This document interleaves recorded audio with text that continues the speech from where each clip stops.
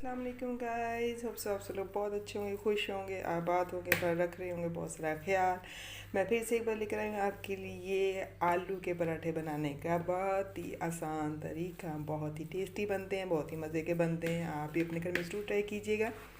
हमारे घर में तो आए हुए हैं मेहमान और उन्होंने ज़िद की है आलू के पराठे खाने की, तो उनके लिए मैं बना रही हूँ ये पराठे। ठीक है, तो यहाँ पर ले लिए मैंने 1 किलो आलू और उनको कर लिया है मैंने मैश आपके सामने।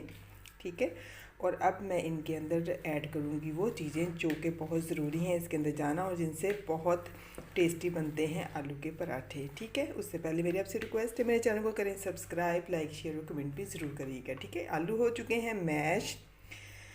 अब हम इसके अंदर ऐड करते हैं बाकी चीज़ें।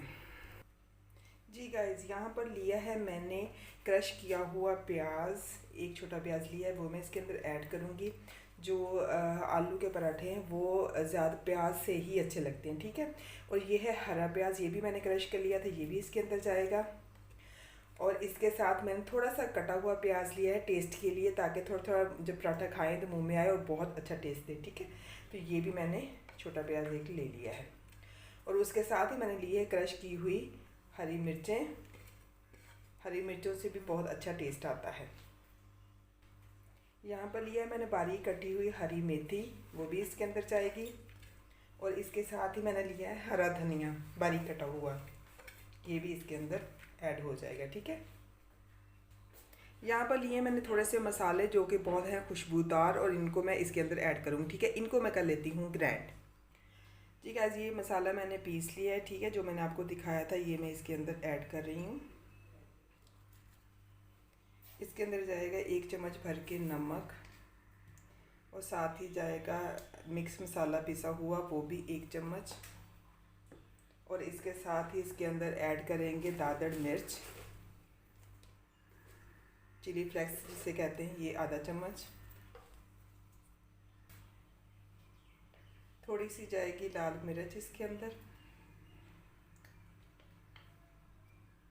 आधा चम्मच आएगा सूखा धनिया, ये भी पिसा हुआ। जी, अब हम इन्हें कर लेंगे अच्छी तरह से मिक्स सब चीज़ों को। और उसके बाद हम बनाएंगे पेड़े।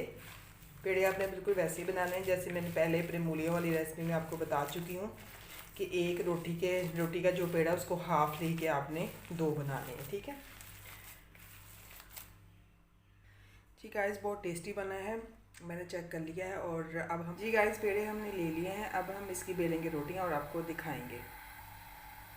ये हमने लिए 2 पेड़े और अब हम इसकी रोटियां बेलेंगे। तवा जो है वो मैंने चूल्हे के ऊपर रख दिया और फ्लेम कर दिया है मैंने ऑन। इस तरह से आपने ये रोटियां बना के उसके अंदर मसाला जो है वो लगा देना है।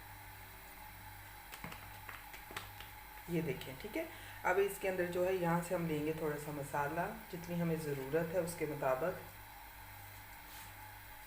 और इसे हम अच्छी तरह से जो है वो लगाएंगे।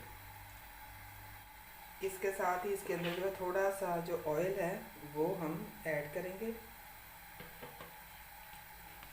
और दूसरी रोटी को इसके ऊपर रख के अच्छी तरह से कवर कर देंगे।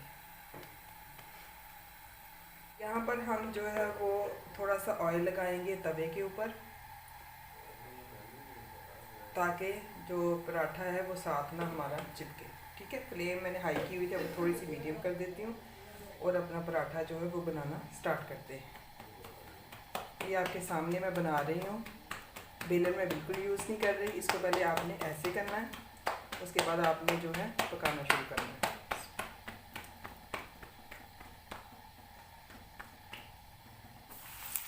अब इसको मैं जो है वो पलट लूँगी।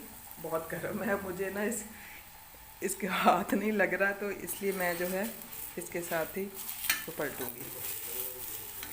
देखिए कितना प्यारा जो पराठा है हमारा वो जो रेडी हो चुका है।